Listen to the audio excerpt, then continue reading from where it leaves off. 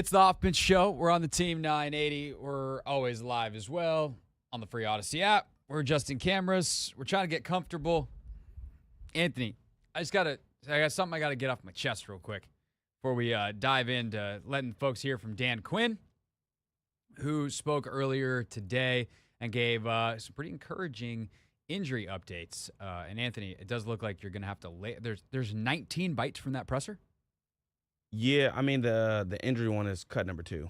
Okay, I was going to say, because right now I have 1 opening statement, 2, 3, 4, 5, 6, 7, 8. There's no labels. Yeah, I had to carefully listen to Dan Quinn's because he cursed again, so. Took longer than Do we need to file a formal complaint with PR and be like, hey, can you tell Dan to stop cussing so much? Yeah. I think it's time. It was funny, Monday, he cussed in an answer in a response to a question from Scott Abraham, and he apologized to Scott because he's like, oh, you're on TV. You probably can't use that. My bad. Yeah, that hurt. Dan, the whole point of the press conference is so that it can be used on TV and radio and in print. And when you say words that we're not allowed to use, it's less useful. So I'm not saying you can't cuss in your personal life. I sure as do. But it would be helpful if there's less bleeping on the pressers. I will also say this, though, Anthony. When I say I'm trying to get comfortable, I must have slept wrong last night. I think I spent way too much time on my left side. Typically, I'll roll over in the middle of the night, spend some time on left, some time on my right, some on your back. Dude, my whole, trap shoulder situation, I am messed up right now. I can't really turn. Lynell came to talk to me. Lynell, by the way, is going to come back. He's got a meeting, and then he's going to come back in this studio. And unlike the 3-hour yell fest that is him and Russell screaming at each other, we're going to do football therapy. So we're going to let him get his thoughts out in a controlled manner, which will be good. But Lynell came to talk to me in the prep studio, and I was like, I'm sorry I'm not looking at you like a weirdo. I'm not trying to, not make eye contact. Your face looks fine. There's nothing weird. I can't really turn. So I literally was turned my chair so that I could stare at Lynell because he was to a point that I couldn't turn my head and look at him like a normal person. Yeah, I think I noticed that earlier when we were standing right outside the studio. I didn't know what it was, but now that you say that, I understand. Yeah, I have taken something, but what I've also taken is a hit to my pride. Because this is some serious old man stuff. Hey, how'd you get hurt? Sleeping? What's your danger point? Existing? It's not good, Anthony. No bueno. So I know people out there listening are like, oh, this happens to me too. You know, does that make me feel better? No, it makes us sad. Makes me sad for all of us. I'm an active person. I ran a very good, high-quality speed session this morning. As the day has gone on, are my legs sore? No. You know what hurts? My shoulder, trap, neck area from sleeping. I also just had a snack. It hurts to chew. It hurts to swallow. This is all season up. You're going through it, bro. Yeah. There's a PT clinic down below us. I kind of just want to go down and be like, hey, can y'all dry needle my trap real quick? Can I just get a little pop, pop, pop, pop? Get that sucker to loosen up. I'm tough. I'll take a needle. Needle to the neck. Done it many times before. Hurts like hell for about 5 seconds, but then you feel better. I want it so bad right now. If I could do this show with an electric stim on my neck, I have that at home. Oh, my God. I got to make sure that's charged. I got to text my wife. Rachel, if you're listening, can you make sure the power dot's charged? And just get this sucker to loosen up because your boy's hurting. So if at any point during the show today I make any sudden movements, if you're watching, or if I just flat out yelp, for those listening, it's because my neck is an old man neck. And that's my life now, being an old man. Good news is, on the injury front for the Commanders, they're feeling a lot better. Dan Quinn, earlier today, asked about the injuries for his unit, including Marshawn Latimore and Tyler Biadasz. We have a couple guys that are on some vet rest days, but after that, everybody's involved to some level today, so that's a good thing, all hands on deck. So we had some vet rest days of Zach, Cleland, Dante, and Terry. Last one was Terry, as in McLaurin. Might have heard of him. I'll be honest, I don't love the Terry rest day just because I feel like I would like Terry and Jaden to get as many reps as possible because their timing's been a little bit off, but having Terry at full strength, if that's the reason it's been off, maybe the rest is what they need as opposed to the reps. This is the constant struggle of rest versus reps. It's something that we talk about a lot more in the preseason versus, where it's really health versus reps. How many reps is the right number without risking too much? Because if you do one too many and a guy gets hurt, then he's out for the season or he's out for a couple weeks, and that's going to mess up the whole season. And obviously the number one ability is availability. So, but I think the last couple of weeks where Jaden and Terry have not really been quite as sharp, can you get as many reps stacked in practice? Can you make sure that those guys are on the same page, that the feel is there for exactly how they're going to run routes and all that kind of stuff? But maybe, just Terry getting that ankle a little bit healthier because he has been battling an ankle injury down the stretch here. Maybe that's the thing that gets them back on the same page because Terry is just sharper and crisper. They know that better than I do. I would love it so that Terry was perfectly 100% healthy and then could take the reps. Then that's an ideal situation, the most ideal situation. But that is the current state of play. With that said, guys that are not those healthy rest guys, Tyler Biotish, Marshawn Latimore, Cornelius Lucas. That's enormous. Brandon Coleman, by the way, who was banged up in the game. Trent Scott ultimately finished. Coleman went out, went back in, and then went back out. So Coleman, Lucas, Wiley, who's been banged up, like all those guys being available is great. One, it gives you depth in case someone gets hurt.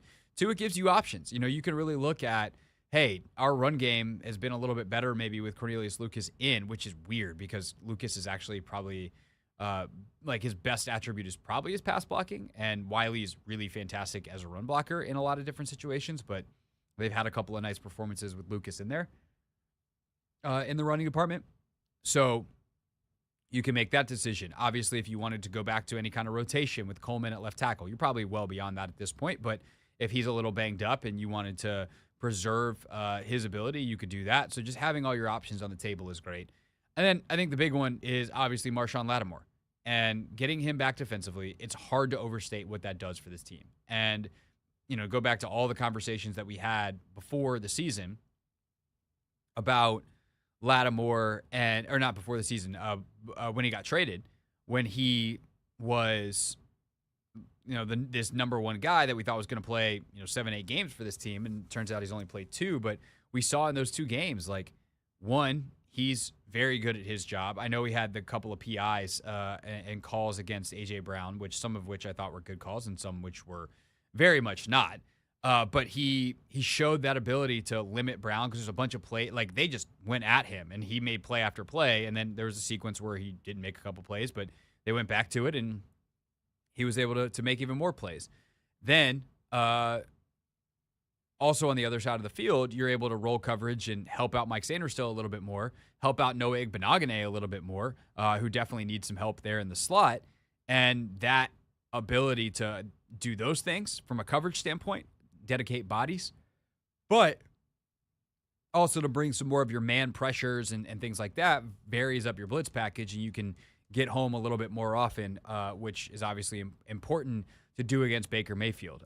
Baker is a guy that is pretty elusive, and we saw that in week 1. They got a ton of pressure in week 1 and couldn't really bring him down, but perhaps there's some more opportunities to do that this week. I mean, Tampa's offensive line is kind of weird. Their numbers are very hit or miss. Tristan Wirfs is one of the best at left tackle. They have been, I think, a lot more up and down across the line otherwise. So it's definitely a matchup to watch. That I know a lot of experts that I've heard starting to preview this game. The Commanders' D-line, everyone's kind of like, yeah, they're not amazing, but this Tampa O-line isn't either. And I think the way that Washington plays might be able to, have some opportunities against Tampa's O-line. So that should be fun to watch. on Sunday. So we will continue to preview this. You'll hear more from Dan Quinn next. Then a football therapy session with Lynell at 4:30. David Harrison, Sports Illustrated, going to join us at 5 o'clock. He's in the locker room each day out in Ashburn. Is always really great when we have him. Dave Johnson, 5:15 today after the Wizards lost last night to the Rockets. They are in Philadelphia tonight, so we'll check in with Dave, see what he saw last night and how they're preparing for the Sixers tonight. And then Competition Wednesday. The wheel is currently on my side of the studio. Is it going to stay there? You have to stay tuned at 5:30 to find out. And then Anthony, are we done? Are we gonna pick playoff games? I think we should pick playoff games. Yeah. Okay. We're gonna pick playoff games. We'll figure out that format in the breaks between now and then. Are we gonna pick the same games? Are we gonna pick all the games? We're not gonna pick all the games. We'll figure it out. And we're smart folks. We do this for a living. It's our job. So we'll figure it out. But more from Dan Quinn next on the Hoffman Show.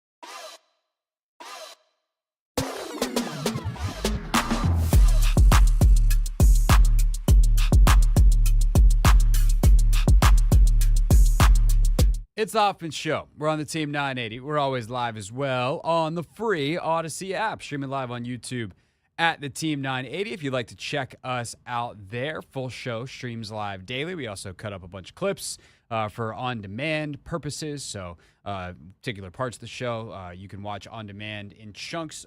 You also enjoy that style. Let me recommend the Hoffman Show podcast, where we put up some of the individual segments. We also give you the option/opportunity to listen to the entire show on demand as well. That's just in the podcast feed. Search the Hoffman Show wherever it is that you listen to your podcast.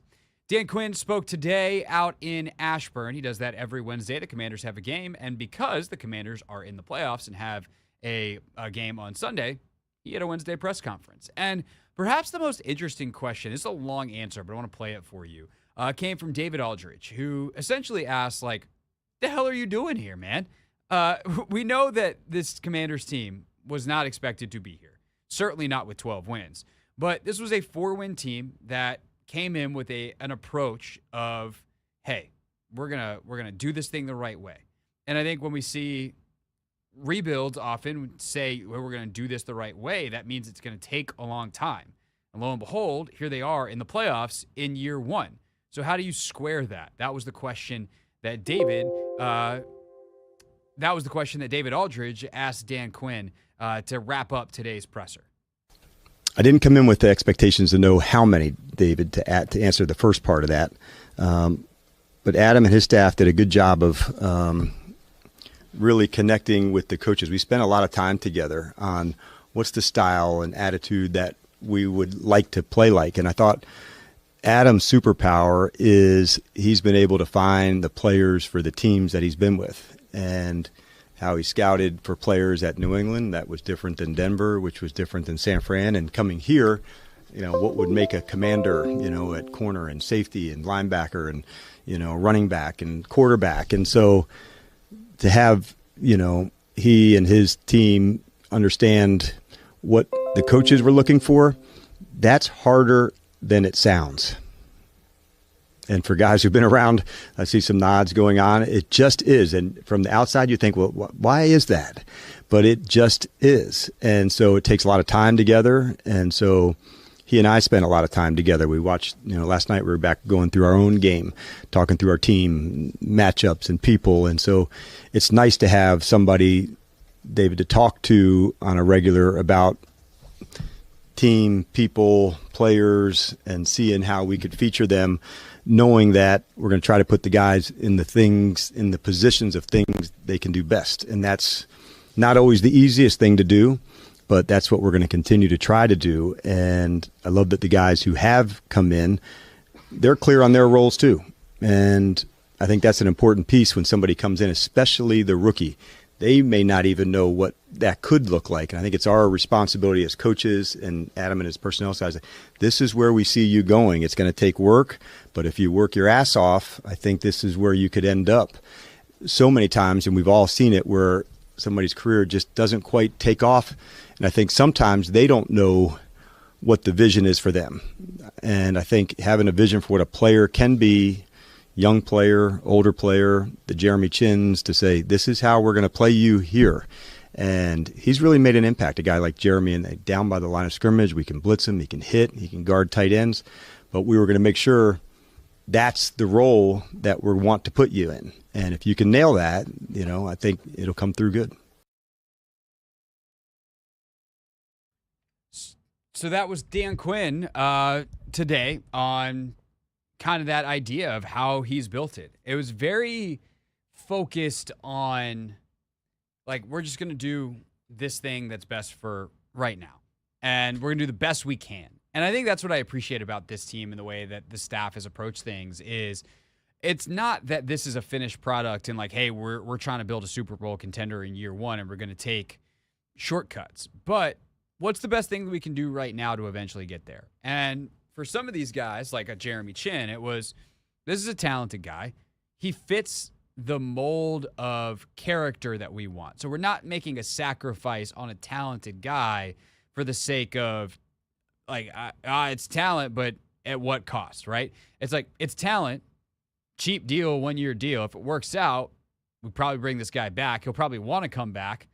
This is all good. As opposed to some teams that are like, we'll take a bunch of flyers, and then they have a discombobulated locker room. Like, no. Some of their flyers even are some of their leaders in the locker room. Guys like Bobby Wagner, who is on a 1-year deal, and it's like, okay, well, yeah, come in and let's see what you got. And, we want you to be you. Be Bobby Wagner. Okay, great. Fantastic.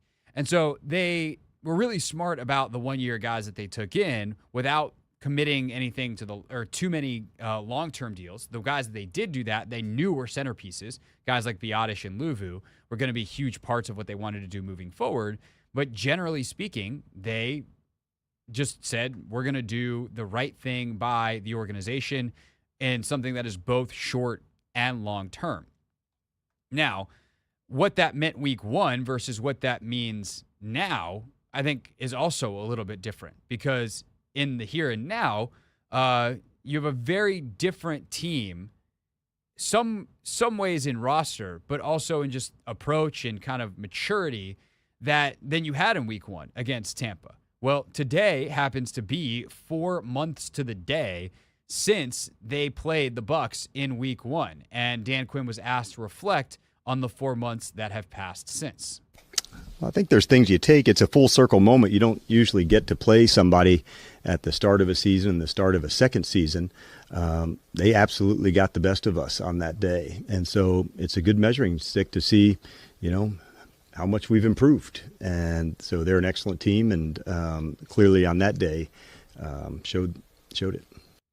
I think it'll be fun tomorrow or Friday. We're going to run back through my 1st and 10 observations from week 1, and let's see how many are still relevant to the Commanders now. But I can tell you from a personnel standpoint, some of them are completely irrelevant. One, I think, first and foremost, at quarterback, Jayden Daniels is a different player now than he was week 1. He's just far more advanced as a passer. That was his real first week of NFL football. It was also week 1 against a Todd Bowles defense that you didn't know. Now you got a whole season's worth of looks to study and look at and see how they handled all different kinds of players and different kind of route concepts and scrambling quarterbacks versus pocket quarter. Like, you have all of the data now that you could possibly want going into this. So I think that is really exciting and is going to cause for a potentially different performance. I would hope a different performance for Jayden Daniels, who was very effective with his legs in week 1, but certainly had a ton of he shouldn't have run as much as he did. He was having trouble reading the field, and I don't think that we've seen that version of Jayden Daniels in quite a long time. But also in that game, all of the above, or all of the below, all of the names I'm about to say, because this is radio and not print, and there's no list anywhere.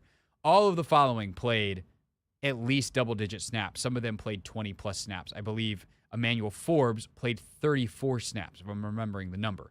But Forbes, Jamin Davis, Fedarian Mathis, all played double-digit snaps in that game. So we're talking about a very, very different group than purely personnel than what we saw in week 1. Sheldon Day was playing them, but he's a different player now. The role they have him in now is very different. So from top-end guys like Sainer Still, who was a nickel and rotational player in that game, compared to, okay, now he's the number 2 corner behind Latimore, who obviously wasn't here, to rotational guys who are in a very different rotation. I think it's going to be very interesting to see how this all comes together. I mean, Johnny Newton wasn't back from the foot injury yet. There's just so many different elements to this team, and we're going to run through that in more detail over the next couple of days. We're going to talk to Lynell next, a little football therapy session. Coming up in this spot, 4:30 on Friday, Trevor Sikkema from NFL Network and Pro Football Focus is going to join us. Trevor, not only a great analyst, but someone who has been a Bucs fan for a long time, so he has a particularly keen eye on that team. You might know him on Twitter as Tampa Bay Trey. So we're going to talk to Trevor coming up on Friday at 4:30, so make sure you do not miss that, or if you have to for whatever reason, check it out on demand afterwards in the podcast feed or on YouTube. When we get back, time to bust out the therapy couch. Football therapy time with Lynell here on The Hoffman Show.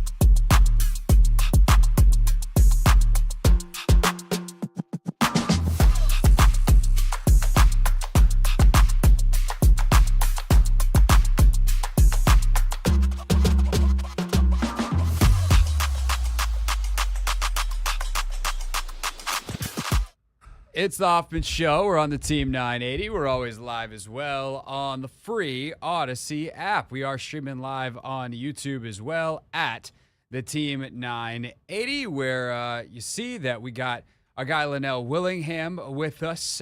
He's calmed down from his 3 hours with the Rooster. It was actually a calm 3 hours today. What? When I say calm, relative to what it normally is. That's Okay. one of my resolutions for 2025, is become a little bit more sane on the air. Okay.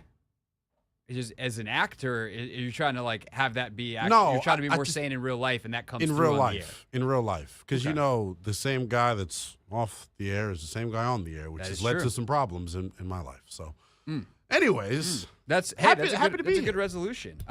So I was on with you and Denton Day Mm-hmm. on Sunday on the Burgundy and Gold pregame show, and as I'm signing off, I'm sitting there at my home studio on the Comrex on the stream doing the whole multimedia bit, and I click off the stream, but I still got the Comrex on, and I hear you say, I need to make an appointment with Craig. And Denton was very confused. And shame on Denton Day for not listening to this show every minute of every day that we're on the air, and thus knowing that football therapy is a thing that we do on the show. Yes. But you were like, no, he's a certified football therapist, and I need to make an appointment. Yes. And so, Lynell, we got you on the schedule. We created an opening in the office. It's amazing. What do you want to talk about today, young man? there's a lot I want to talk about. First of all, thanks for inviting me back. Because Welcome. we love doing this. I think where I was the last time I was on the Hoffman football therapy couch and where I am currently, two completely different guys. Okay. He's made a resolution. He's a different Partially man. because part of the what's the word I'm looking for? Part of the remedy, part of my therapy outside of the couch is listening to the Take Command podcast, giving myself real smart analysis to calm me down at times and corroborate some of my thoughts. You know what I'm saying? So Yeah, the philosopher Paulson's a good one to consume to there we go. become a better thinker about the game. I For sure. fully endorse that. And I even enjoyed the substitute Paulson last week. Oh yeah, we On did the we did postgame play game. It Swap was a awesome. Paulson on post game with Grant. When you coming in. said that on the pregame, got a little chuckle out your boy. Swap that Paulson. Sounds like a funny guy, Lynell. TikTok dance. Funny guy. But I think, first of all, let's just give an early lean. This is a teaser for anybody that hadn't heard what I've thought yet because we didn't discuss it with Chris. My early hunch here on a Wednesday is that Washington is going to find a way to win its first postseason game since 2005. That's my early lean. Okay. What I'm here on the therapy couch for is to, I guess, make me feel less insane. And it's something that you and Logan mentioned on the pod. Okay. And I have been beating this drum all year long, but my thought process on it is changed after listening to the latest episode of Take Command. Get that wherever you download your podcast. Thank you. The run defenses drove me up a wall all year. I think I've had so many conversations with you. I've texted back and forth with Logan. Me and Anthony have screamed about it when you haven't been in. Like, it's just been a full circle thing where not if it's about who's right or who's wrong. I've long thought that it's their biggest issue and it will get them bounced from the postseason. But after listening to you all, I'm almost, and tell me if I'm picked up you all's drift correctly. When you talk to high school coaches, college coaches, NFL coaches, they'll tell you their number one principle defensively is to stop the run. I don't think that is Washington's philosophy, at least Yes. the 2024 Commanders. That's not their philosophy. Right. Their number one philosophy is not giving up the explosive, and they're willing to sacrifice and concede other things in lieu of keeping that like the main thing. Yes. And I think it's made me go, well, what should really be my bigger focus and emphasis when I talk about this defense? We know they're not good at stopping the run. It's been the case all year long through 18 weeks of football. It's not just going to randomly change in the wild card round of the playoffs. But I think what we saw last weekend against Dallas is more the blueprint here. Bend but don't break. Make teams kick field goals. However you get to that outcome, a field goal attempt is what they want at the end of a drive. They're okay with that all day long because they know their guy is going to go score touchdowns. I on the think other that's side. I think that's true, and I think that if you're a fan, Mm-hmm. it's going to involve understanding you're going to have to embrace some discomfort, which is not very fun. That's why the And, therapy's here. Yeah, that's why the therapy's here. We're gonna try to come up with some mechanisms, and sometimes the mechanism is simply awareness. Sometimes the thing that you need to feel better about something is just a deeper understanding of the feeling. And it's someone being like, don't worry about it and invalidating your feelings, because watching the Commanders give up 6 yards here and 7 yards there and 8 yards there doesn't feel very good. No. But watching them get goal line stops feels good. Yes. And trusting that, hey, it's going to be okay.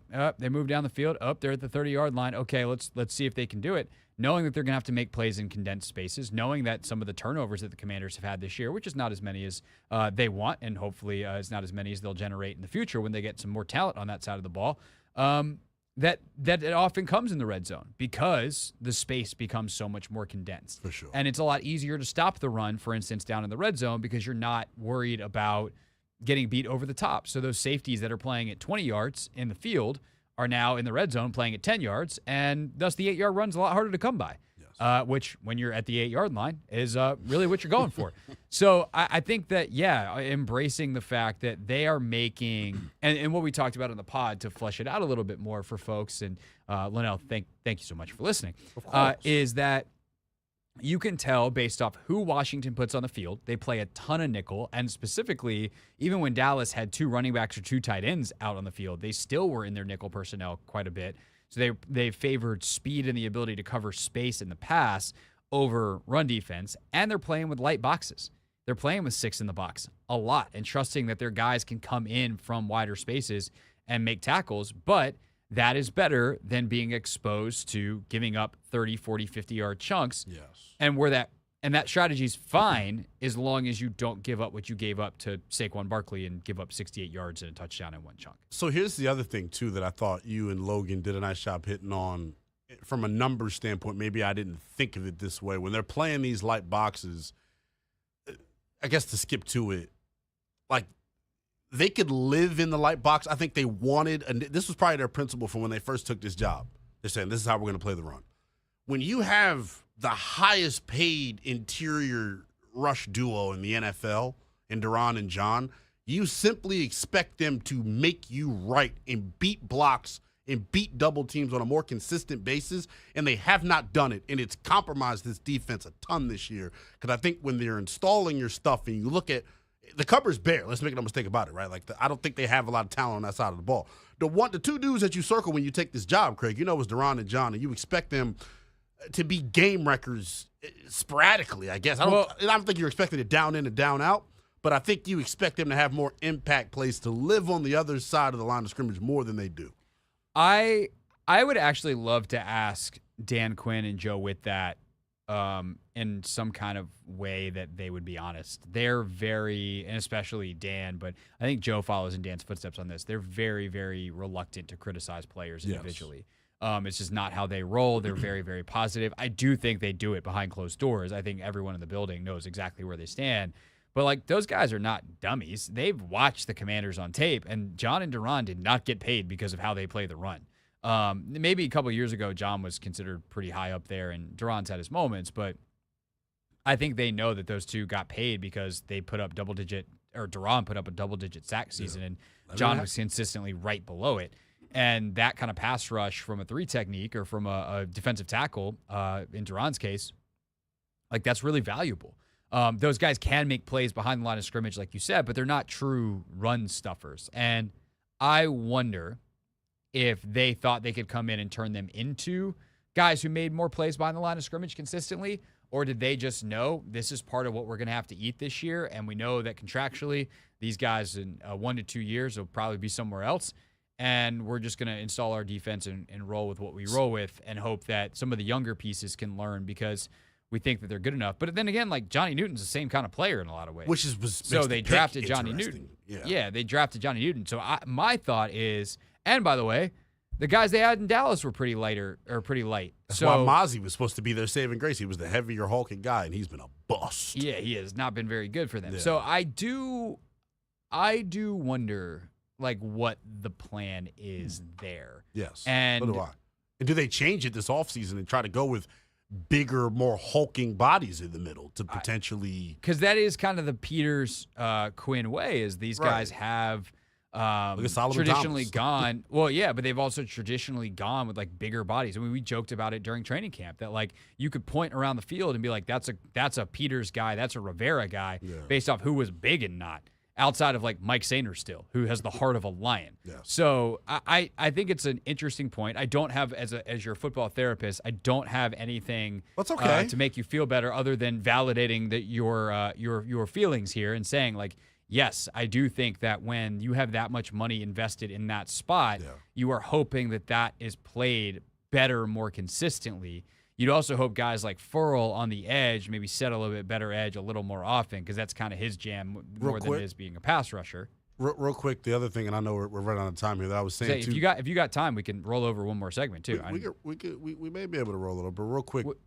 I talked about it today, and I think you guys maybe mentioned it too.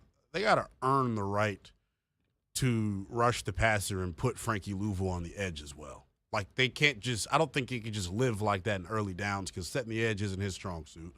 Fowler setting the edge isn't his strong suit. Like, I think it'd be better on – first and second down efficiency is always a thing. But I think what I like about – and this got into some really nerdy stuff that Logan was super psyched about on the podcast. Like, they'll play 6 in the box, but sometimes it's a 4-2 alignment and sometimes it's a 5-1 alignment. So 5 defensive linemen versus 4, 1 linebacker versus 2. And, like, when you call a play as a play caller offensively, you probably are calling a run based off of, I think it's going to work better against this front. Like some runs are better designed to work again. Like if you call a trap and you're trying to trap a 3 technique and all of a sudden, you got a nose guard you have to deal with, like that's a bit of a different challenge versus, it's a 3 and a 1 technique, which is just fancy terminology for where the dudes line up front. The details don't matter for that particular point. The point is that by having that flexibility with Louvu of him sometimes kind of playing as an edge player in an odd front with 5 defensive linemen versus off the ball with 4, like it does create some challenges. But yeah, it's tough. And then like Chin will come down in the box and sometimes it kind of looks like a 3-4 front and you're just lighter in the back end. So they mix it up quite a bit, which I think is good. The problem is trying to guess what's the best thing down in, down out has not always been super consistent because they've been awesome. They've been gassed at every look. They've also gotten tackles for loss in every look. So exactly. That is... i.e. they just need better personnel probably. I think that's partially, but also to go back to your original point, that's run defense in the NFL. Right. You need body. I think you need the bigger bodies in the middle. If you get some bigger bodies and you can have the line move less, like that's good. Yes. But as long as you don't give up the big one, you live with that stuff because the other thing is eventually most teams will commit a penalty or have a negative run or something. Unless you're Washington in the third quarter against Atlanta. In which case you just march your butt down the field, or you're Marcus Mariota in Washington. Right. And you just march your butt down the field. The thing is, against Atlanta, there was that one really long drive they had to start the third quarter. They had like 2 penalties on the drive, and they just didn't matter. They just ran right through them. So not ideal, but most teams will do that and go from there. Do you have anything else on your chest that you would like to get off in the next segment? You all are doing a tremendous job. And listen you. to Take Command if you want to get smarter about football. Even someone like me that professes he knows everything. Clearly, you do profess that. I think maybe listen humility. To Take Command. I think humility. That's is part of the 2025. goal. Yes. Is But I love listening to you guys on my ride in on Wednesdays and Thursdays. You always are getting a spin. Well, we'll have a fresh one for you tomorrow. There we go. On your way in. Thanks for stopping by, buddy. Yes, indeed. Appreciate you. Well, shoot, Anthony, what are we doing next then? This is the first time Lynell's ever done just one segment with us. You were expecting to get a double? Yeah. Okay. What are we doing now? I have my gym attire on. For the people that are on stream, I'm wearing leggings. That means gym attire. They can't see your leggings. That's okay. They'll trust. Just Lynell's trust wearing my his judgment. leggings. So Yeah, he's 'cause gonna I- go down yeah, there. we Are you don't gonna wear need those shoes to the gym too? I'm actually gonna go barefoot. Okay. I lift without shoes on. Okay. Which I'm is- not anti that. Just Yeah. sanitary. I'm a wiper. Good. I Excellent. treat the gym better than I treat the computers. Thank God. I knew you were looking for one on the way out. There we go. Thank you, my friend. All right. Well, now we've run over time. Well, Anthony and I will figure out what we're going to do in the break next.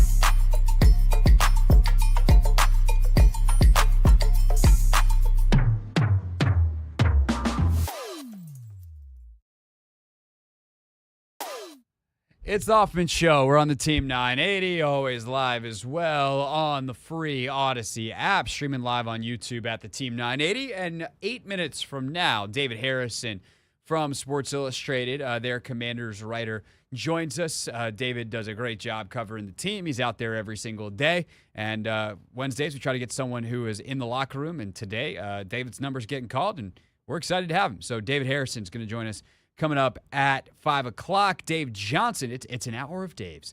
Dave Johnson at 5:15 ahead of Wizards and Sixers tonight. And then Competition Wednesdays coming up at 5:30. The Commanders should have Marshawn Latimore back, which is great. And Marshawn Latimore is probably really looking forward to being back because he likes playing football. And also he gets to see an old friend. The Marshawn Lattimore Mike Evans rivalry has been one of the fiercest personal rivalries in the NFL for quite a number of years. They obviously played twice a year when Marshawn was in New Orleans, and Evans has been in Tampa his entire career. There have been many fights. There have been tremendous battles that are purely football and on the field. And Mike Evans is one of the best receivers in football, who's still, I don't know if he's at the absolute peak of his powers, but he's certainly not far away from them if he's had any decline, as he is in year 11, all 11 years, 1,000 yards receiving. So Dan Quinn was asked today, first about Evans, and then about Evans and Latimore. First on Evans.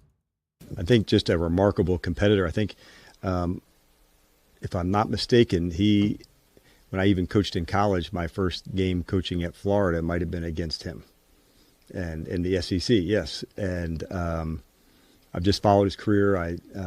It's not just the length. There's lots of guys that are taller or longer, but it's the competitive will, the routes, the discipline, the competitiveness, all of those things.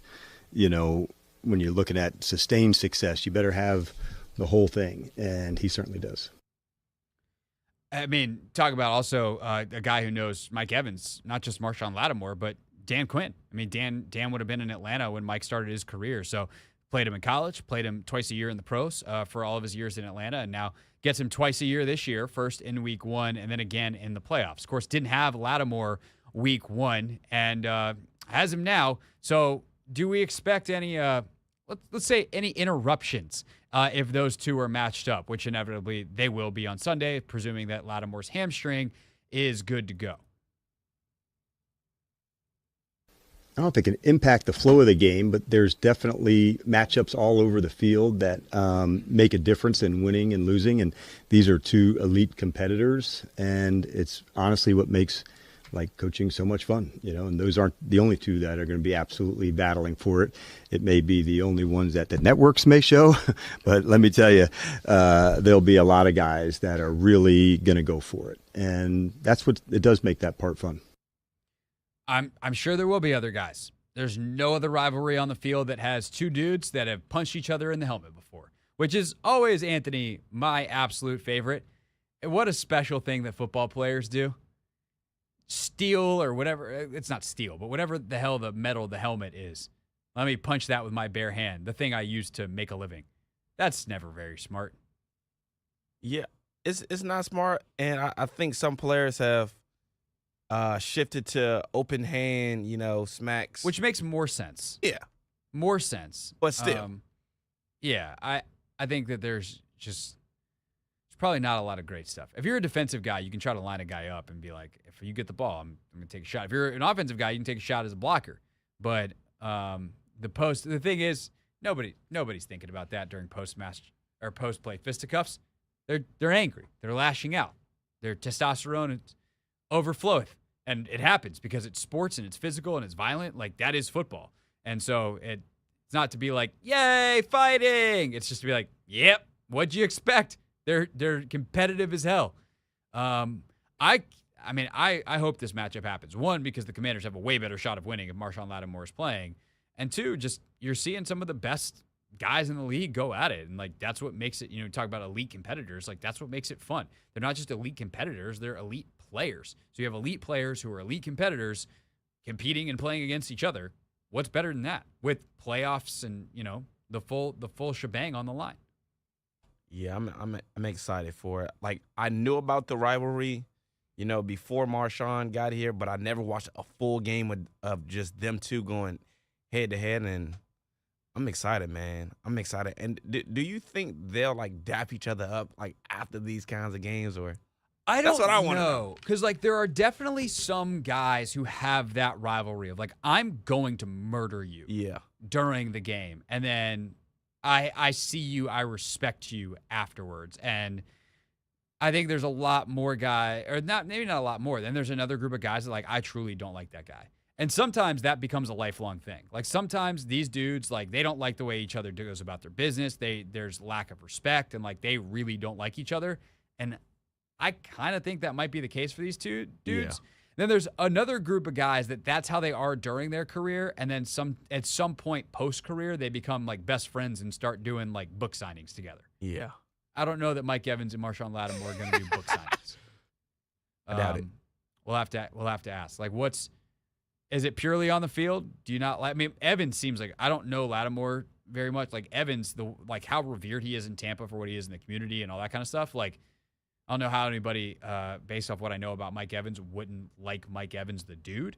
But Mike Evans, the football player, he's gotten scrappy with plenty of dudes. I could see how you don't like Mike Evans, the football player, if you're playing against him. So Yeah. TBD, as they say. But it should be a lot of fun on Sunday. Latimore practice today. We'll get more. Was he a full participant? How restricted is he? What do we think about his chances of playing Sunday? And a full complement of snaps on Sunday. David Harrison has the latest from the locker room. He joins us next on the Hoffman Show.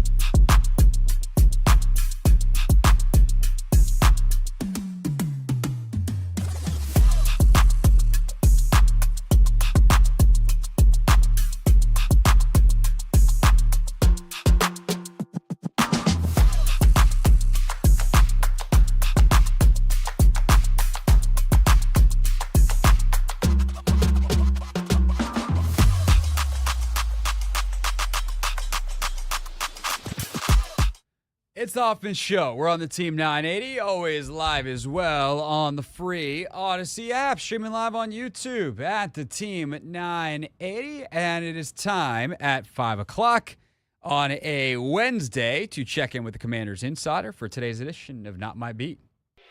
Today's top story from the perspective of someone who's there. You are looking live. This just in. Not My Beat. Today's guest is the host of the Locked On Commanders podcast. He is also the Sports Illustrated writer covering the Commanders. It's our pal, David Harrison. It would help if I hit the button. Need to make sure, Anthony, I got too many mouses over here. Can you pull David up on the phone? Thank you, sir. David, welcome to the show with that horrendous introduction.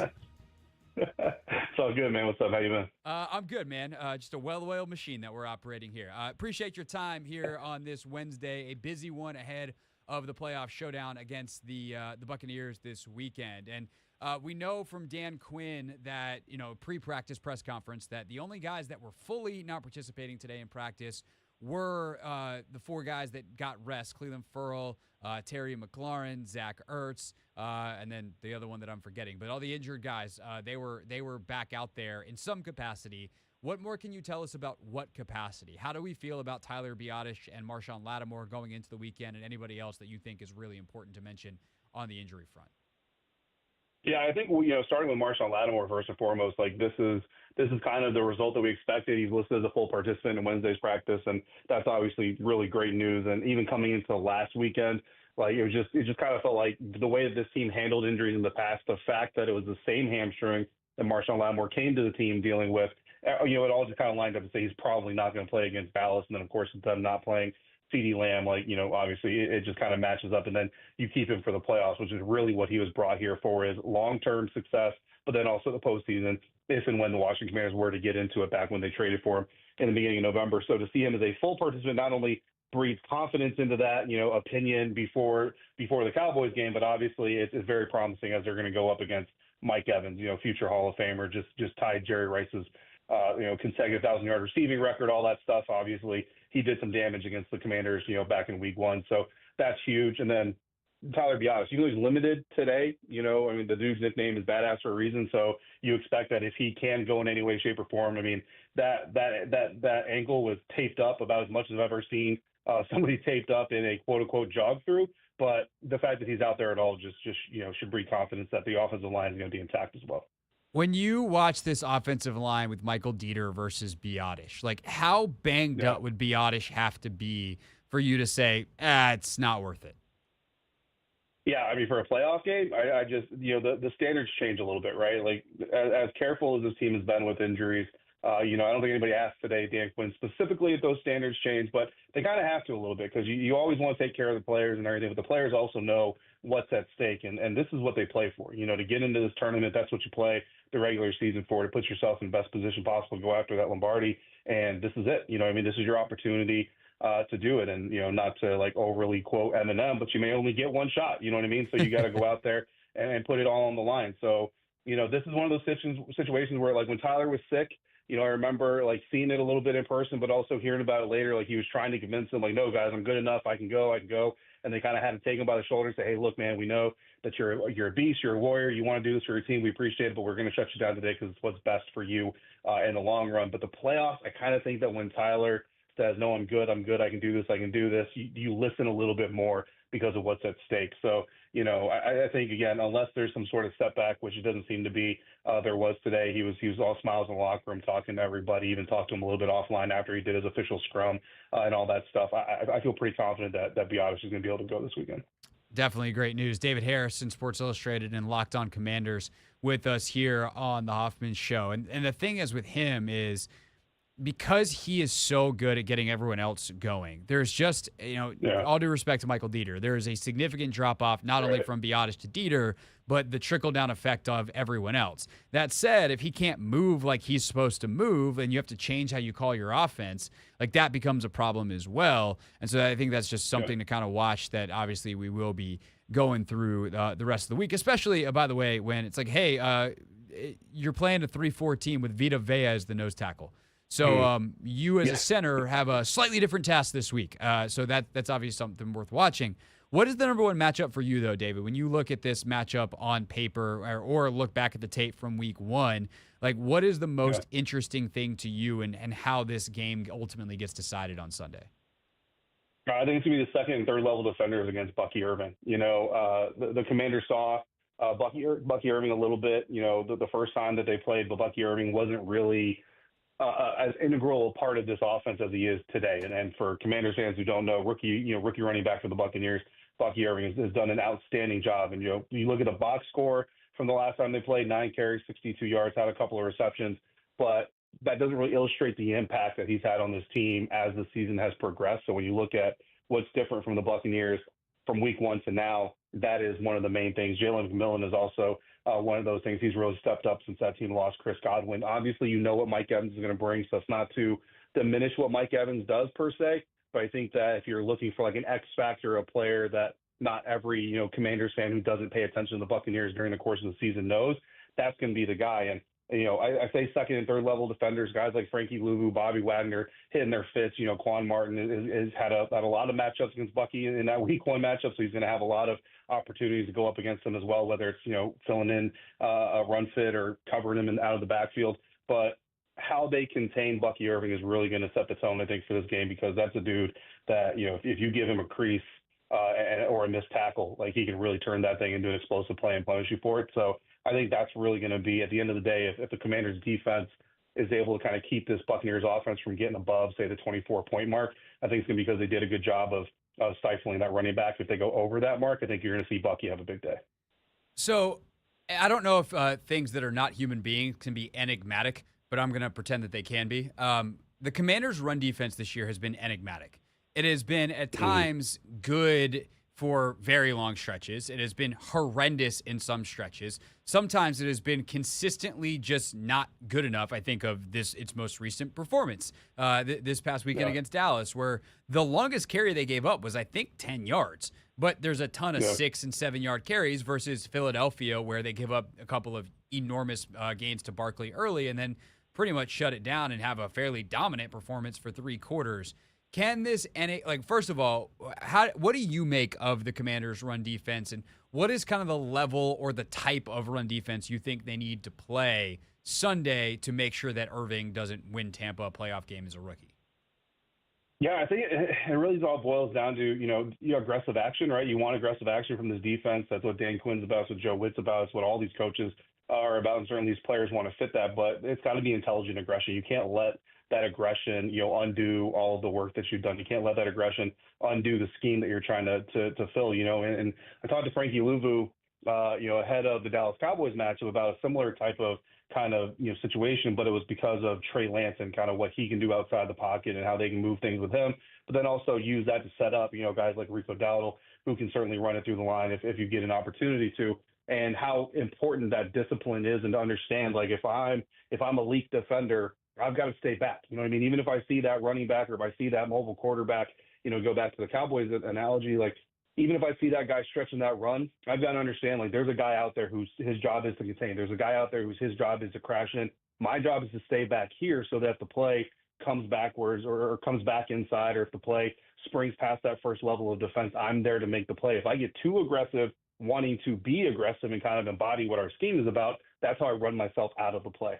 And I always kind of go back to it. It's not to harp on Dorrance Armstrong, because obviously he's been very solid this season, but that first explosive touchdown run from Saquon Barkley that really kind of set the avalanche in motion that led to the Commanders losing to the Eagles that Thursday night, he kind of fell victim to that. He's trying to pursue this run, going opposite of the side of him, trying to use that backside defender, but he feels like Saquon is just going to take this thing outside, so he's trying to get a good angle, trying to be aggressive. What ends up happening is Saquon cuts back, and then your backside defender is no longer backside. He runs free for a touchdown. That's the kind of thing that this team, it's hard to do in the heat of the moment, because you want to go make the play for your team, but that's really what it's got to boil down to, because, everybody, when we watch this game, like, you see a wide open hole, it's easy to say, like, oh, Joe Witt, what are you doing? Daryl Tapp, what are you doing?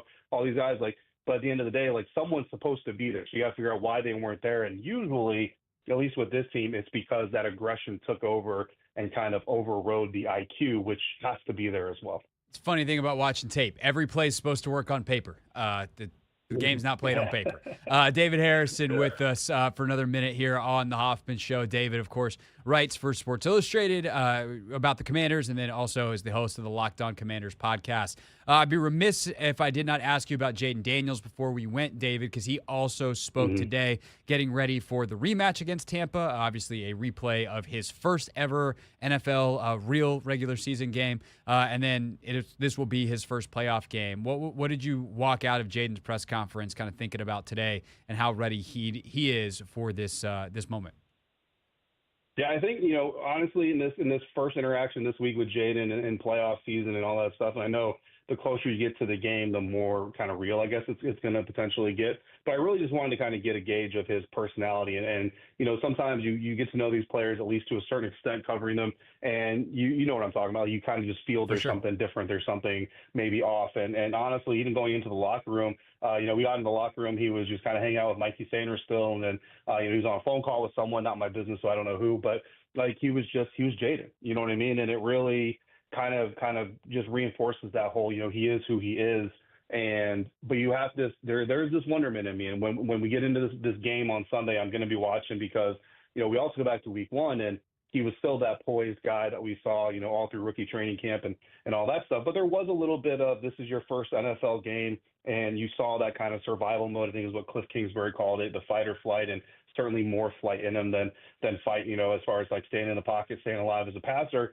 So you just kind of wonder, is the playoff atmosphere going to kind of bring that back a little bit? And at least, again, it's only one day so far this week, and we got to get a lot closer to the game to really get a gauge of it. But I think the biggest thing right now is that it looks like Jaden is still Jaden Daniels. And this is, it's a big football game, but it's still a football game. He's going to still have a lot of fun doing it. I love that clip of him getting sandwiched by like 3-4 defenders and just laughing in the middle of it. Like, he's still going to be that dude.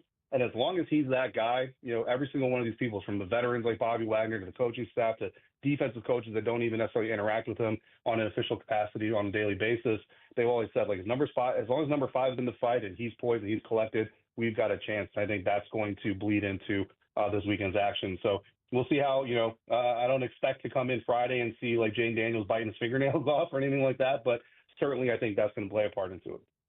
David Harrison writing all about it and got video content as well over on the Sports Illustrated site for the Commanders. And then, of course, if you'd like to listen to more of David, you can on the Locked On Commanders podcast. David, appreciate your time as always, sir. Enjoy the rest of the week, and we'll talk to you down the line for sure.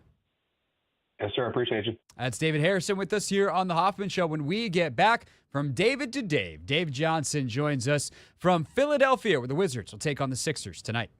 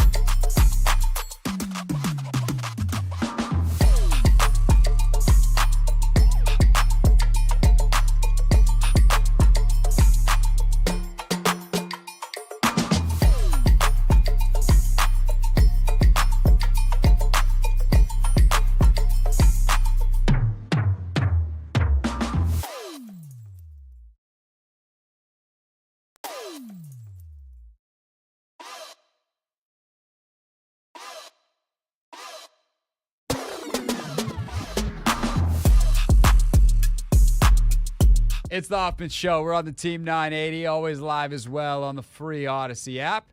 Streaming live on YouTube as well at the Team 980.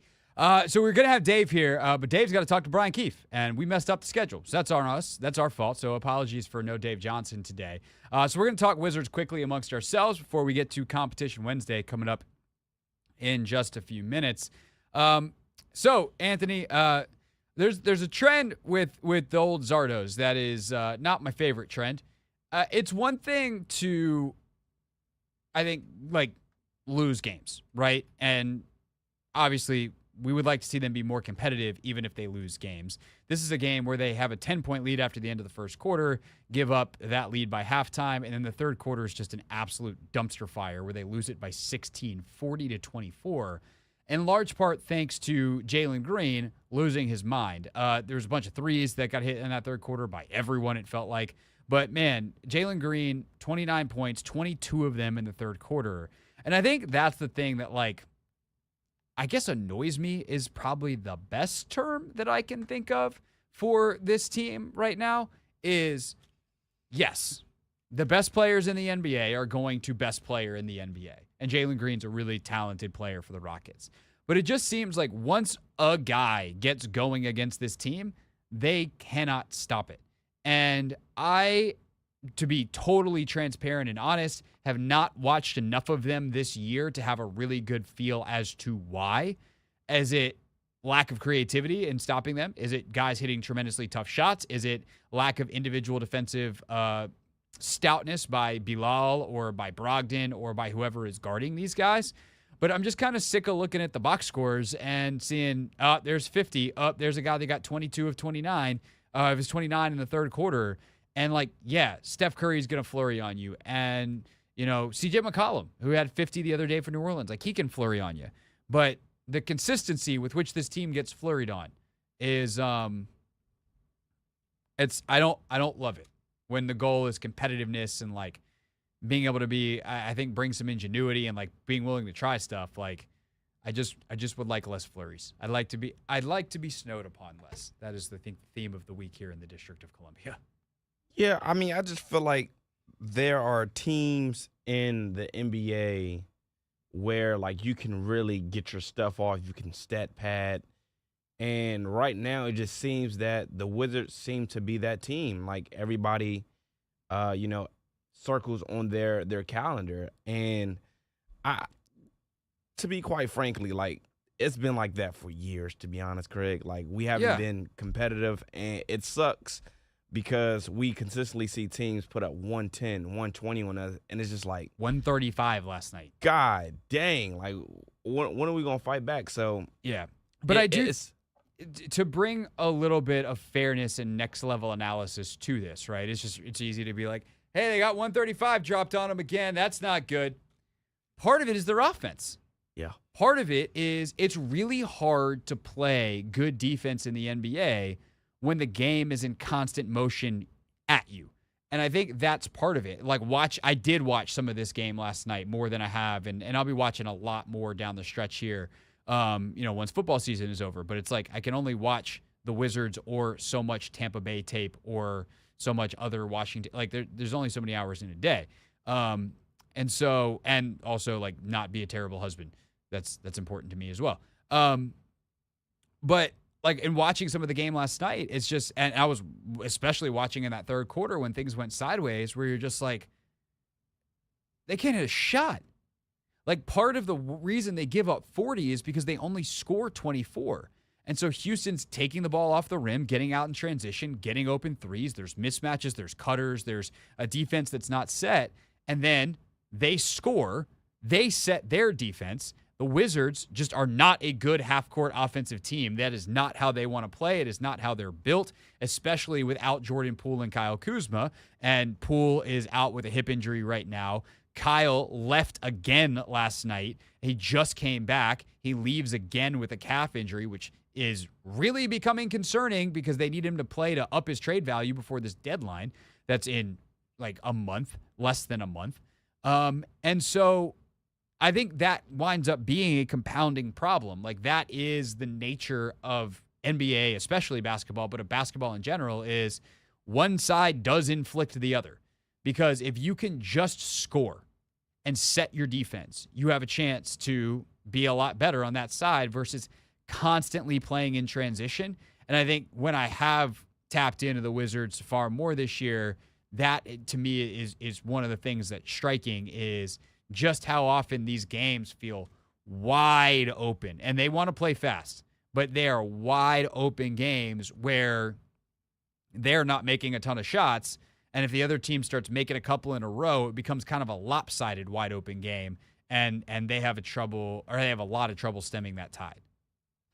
Yeah, I mean, and just like watching it, like I guess being spectators of it, like how much more frustrating can it get though? Like, not much. it's But like, I guess it would be more frustrating if they were trying to be good. okay. Again, if you're a Wizards fan and you want to feel good about the season, go watch Cooper Flagg highlights. He had a nasty dunk last night. Yeah, he did. He yammed all over that kid. By the way, what a night for dunk highlights. Oh, Your man's LeBron, nasty left-handed windmill, yeah. 40 years old. Zion played his first game in forever and had a 360 windmill in transition. Yep. So, a good night for dunking in the NBA. And then this wasn't a dunk, but it might as well have been a dunk. Trae Young, Half-court shot, right? man, that was a hell of a sequence. First and foremost, I didn't see the full sequence, actually. I just heard about the half-quarter. the Jazz had struggled getting the ball in. It looked like the Hawks had gotten the steal. The Hawks are up 3 at the time. It looked like they had gotten a steal. Colin runs the ball down, grabs it, takes one dribble, steps back, shoots over a super contested shot, makes it. It's probably like 2 seconds left. Trey's like, come on, gets the ball in. Cash. I said, oh my God, that was insane. It was already overtime. Ice cold. That Ice Trae cold. Young is He's the most underrated player in the league. he? Yes, Craig. He He's went 20 and 20 yesterday, and nobody's talking about it. That is pretty good. And guess what, Craig? He's been doing that consistently. I think he's averaging 12 assists, which is like the most assists in a season since like the 1990s. How many? Look at Anthony. He's dropping NBA stats just- on my And look, brain. I'm not the biggest Trae Young fan, but the last 5 years, this guy does routinely. He's an excellent player. He's Yeah. not good enough to be the best player on a championship team. Yeah. I mean, But like, if I'm a contender, do I want Trae Young to come and add to my team? Do I think that Trae Young will add to my team? Yes. Atlanta's also 1 game over 500. yeah.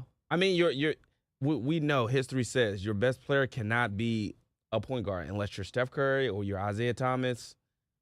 Outside of that, there haven't been too many, point guards that have been the best player on that team. So I understand he does need to go to a contender. I don't know who though. For sure. You know who it's not going to be? The Wizards. The Washington Wizards. Last again in the standings, and they are in last place on ESPN's power rankings, and they've earned that. But again, that's kind of what they're trying to earn this year.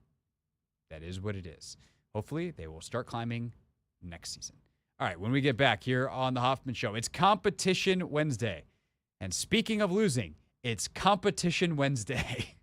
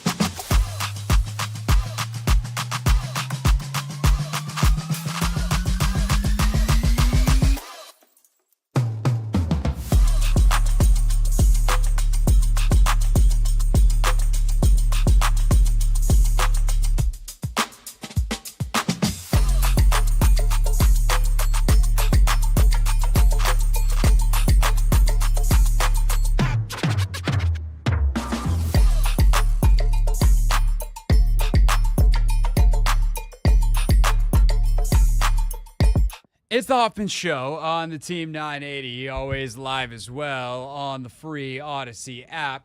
We're streaming live on YouTube at the Team 980 as well. And I'm just going to tell everybody that this should have been a far more interesting, far better Competition Wednesday from an entertainment value standpoint. And it's not going to be quite as good as it should have been because of the weather. On the wheel of mediocre punishment is hot wings, and we had decided a couple weeks ago that the loser of the week going into the Falcons game, so week 16 of Competition Wednesday, was going to have to eat medium hot wings at a tailgate, or really it was kind of whatever we were handed at a tailgate, and then of course it rained. And Anthony and I did not go tailgating before Sunday Night Football.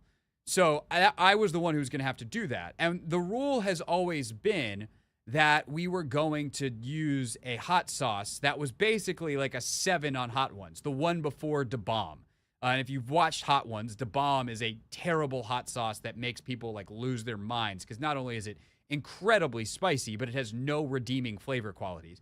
So we were going to take the one that was below that, where it's like, dang, this is hot, but like people tend to not have that big of a reaction to it. And we were trying to find something that spicy. Well, I was like, instead of trying to find something that's like that, why don't I just go buy that? Heatness, the company that does Hot Ones, sells their hot sauces. And so late last week, I ordered 2 different hot sauces that are 7 out of 10 on the Hot Ones scale. Ninja Napalm was one, and oh god, I look it up, but there's another one. I think it might have been like a Scotch Bonnet Jerk one. But I was gonna have some wings on the show, and frankly, that sounds fantastic because I'm actually pretty hungry, Anthony. Ran this morning, didn't eat enough all day. I'm pretty hungry. I would love to have some chicken wings right now. Me too, man. But alas, those sauces were scheduled to arrive at my door on Monday, and then my door, your door, everybody's door was covered in snow, and I still don't have the hot sauces. So next week on Competition Wednesday, Anthony, the hot wings shall get consumed.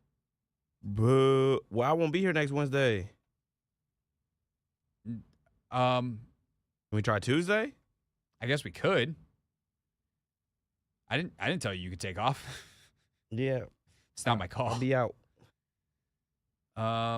Okay then. Well, I guess we'll figure that out on Wednesday. Or maybe I'll just eat the hot wings on Tuesday. I guess it also depends on what happens today. Because we have to go through our picks here and see if how we did. Now, we'll pick. We got to decide how we're going to do the playoff games. So that's going to be high stakes next. And isn't there 7 games or is there 6 games? There are 6 games, brother man. There are 6 games. So I guess we're going to take 3 and 3. And we'll have to figure out a tiebreaker. That's scary. I'm not going to lie. Yeah, because now whoever gets first, like you're going to get the first pick of games. So that becomes even more important because there's probably some games that you don't even want to have to pick. And we're going to have to wind up picking all of them.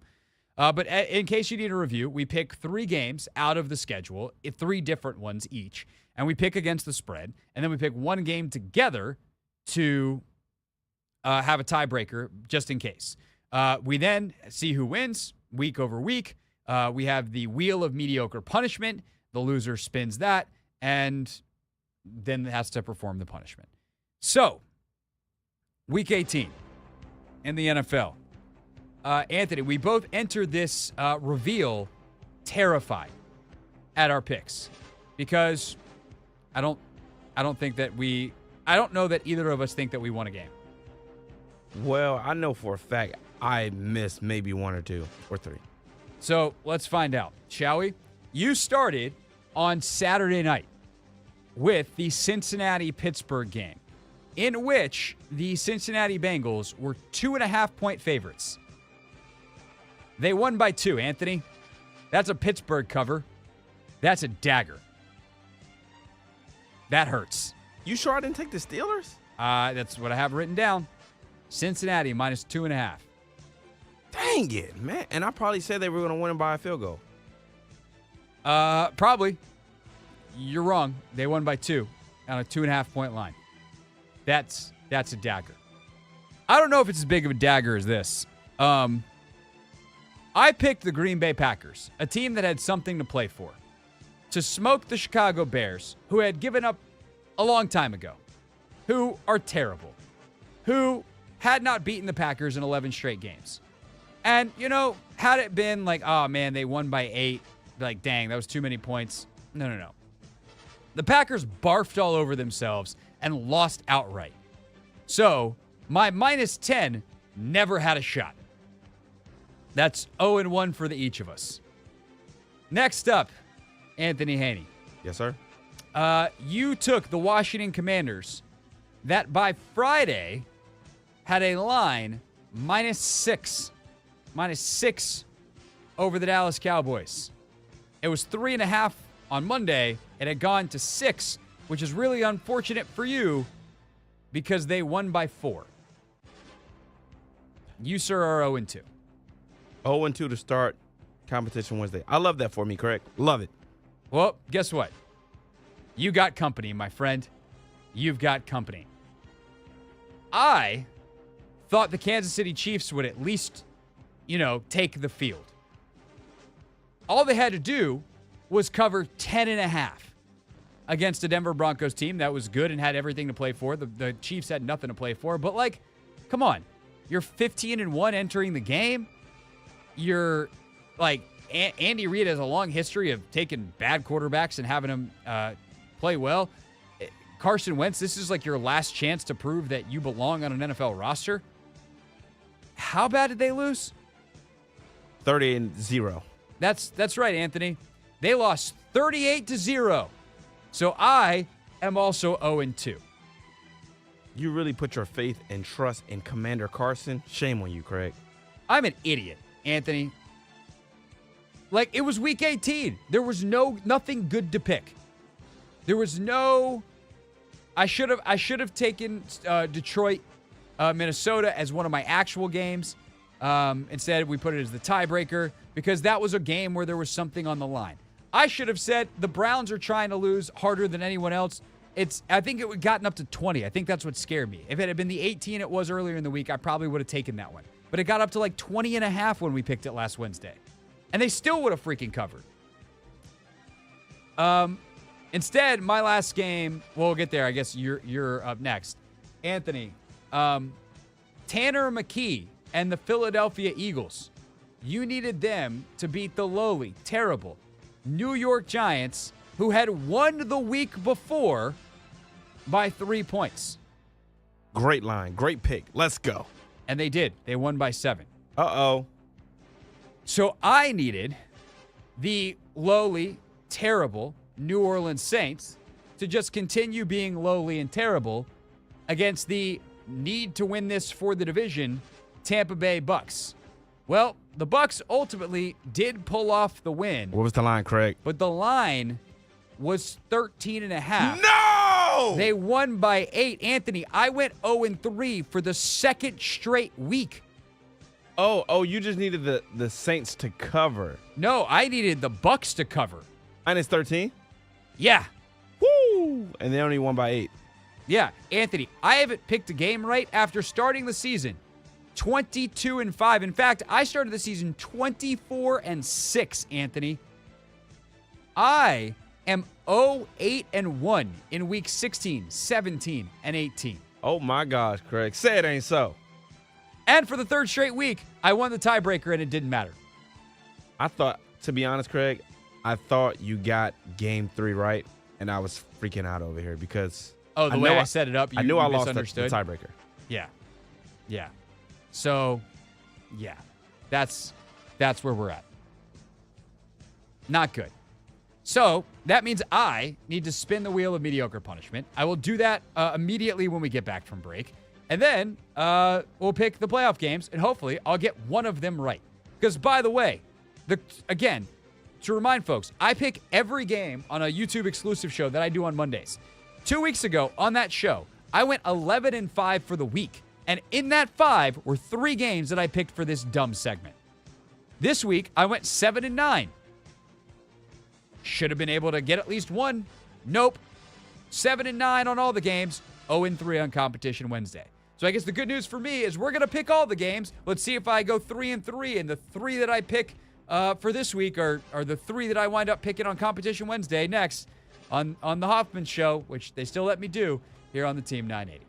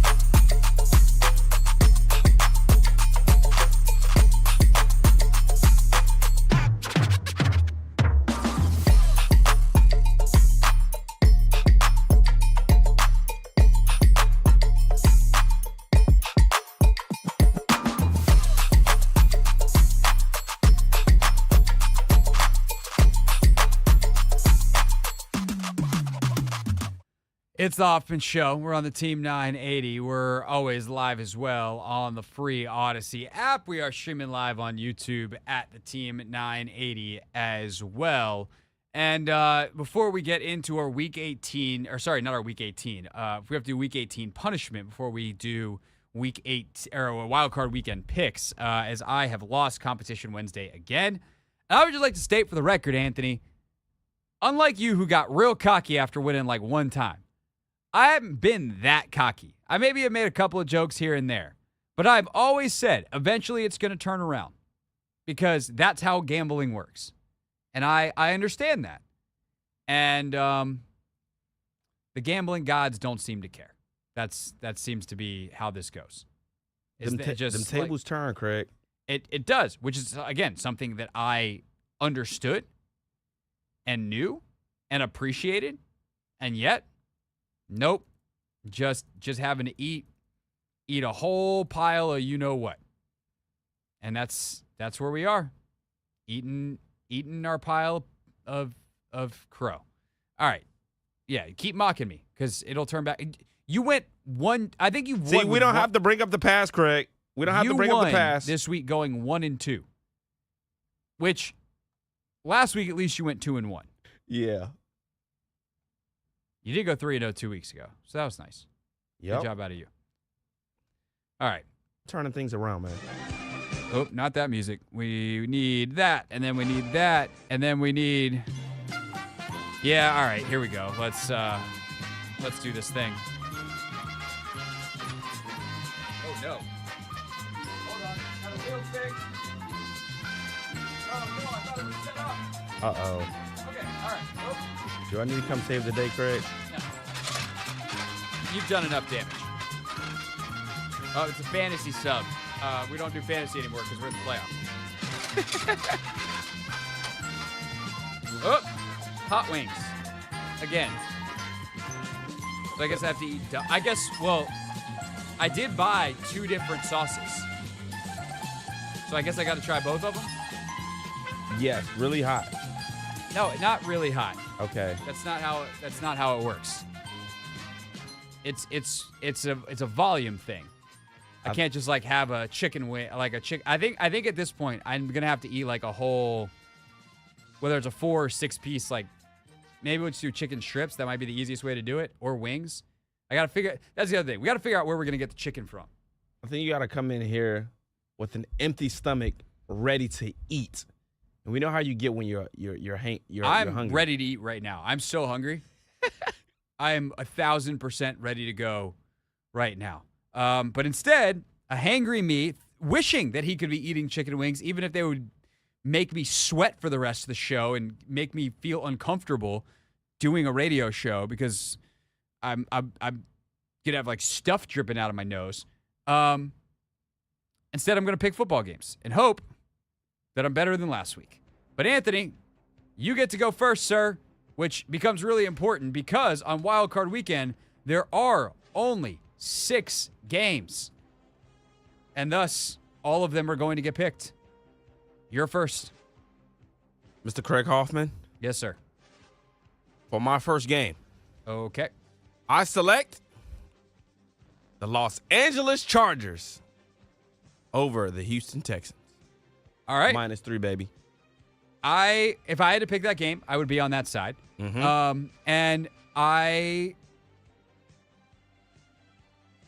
don't know. I think it's an interesting thing that we're like, yeah, let's just take the road favorite in a playoff game. I mean, we all know. Well, we did the tiers yesterday. The Texans don't belong there. They're not good. No, they're not good. Again, I don't think you're wrong.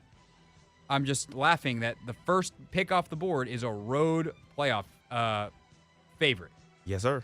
So is the second pick off the board. Because that's kind of the thing, is the division winners don't necessarily mean that they were the best team. I am going to take the Minnesota Vikings. Let me double check this line. This is the Monday Nighter. Oh, especially, yeah, hell yeah. Minnesota Vikings are only 1-point favorites. I'm taking the Vikings. Kevin O'Connell, Sam Darnold, please don't do me wrong. Justin Jefferson, please don't get shut down for a second straight game. Matthew Stafford, please don't have a turn back the clock night. You got a lot of prayers, Greg. I do. I'm just asking for them to be answered. Ooh, all right. Now it's hard. Like, would that have been your second game? Yes, no question. Okay. I feel like the rest of them are hard. Really hard because the 9.5-point favorite for the Ravens scares the bejesus out of me, Craig. Yeah. The Bills 8.5 over the Broncos scares the bejesus out of me, Craig. Yeah. Not knowing the status of either quarterback in the Packers-Eagles game scares the bejesus out of me, Anthony. Well, there's that too. All right. Here goes nothing, Craig. I'm going to take the Philadelphia Eagles minus 4.5 over the Packers. I hope I don't regret this. Jalen Hurts did return to practice today. He has practiced for the first time since his concussion in Week 16 against the Commanders. just praying he plays and the defense shows up. I'm going with the Eagles, baby. I think that is 100% the correct pick. If Jalen Hurts is going to play, and the state of the Packers is what it is, where they have no deep threat because Christian Watson is out and Jordan Love is banged up, like I think that 4.5 number feels more than possible for Philadelphia. That's probably the direction I would have gone and just bet on Jalen Hurts playing, which it looks like he should be able to. So now we're staring at Washington-Tampa, which feels like the game that has the most potential outcomes. A divisional rivalry with a 9.5-point spread, and another game with I think it's down to 8.5. Let's go, Commanders. Let's do this. Oh, he's doing it. I still don't know if I'm going to pick Washington to win the game outright, but I get 3 points here. So it's Washington +3. Is that the number that you have as well? Yes, sir. Yeah. Don't be scared now. I'm taking Washington +3. Let's do it. Washington +3 and Jaden I trust. And JD5 I trust as well, Craig. I probably would have went the same direction. All right, these last I don't two know games. if the fact that we're on the same page makes me feel better or worse anymore. My whole world is upside down. These last two games, Craig. Here we go. Here goes nothing. I think the Ravens-Steelers game is very interesting. It's a divisional game. I think the Steelers will cover, but I'm still too scared. I'm going to take the Broncos to go on the road to Buffalo with that deep.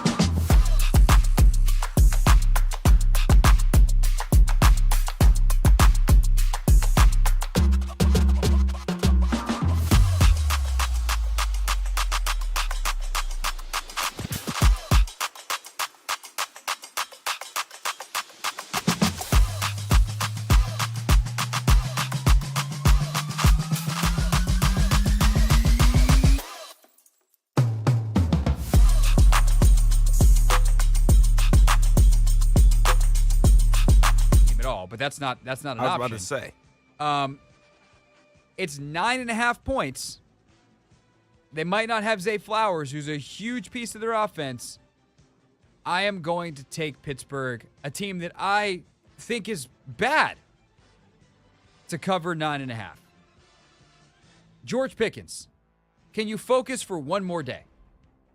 Can you not be a checked out a-hole for one more day? Do it for me. I'll give you some of the hot wings I have to eat. Unless you don't like spicy foods, and then we'll find a nice mild sauce for you. That's my pledge. That's my ask. That's my request. Good luck, Craig. I don't feel good about it. I don't either. Then again, in the weeks where I didn't feel very good about many of things, that's when I was hitting every single week. So, TBD, we will see.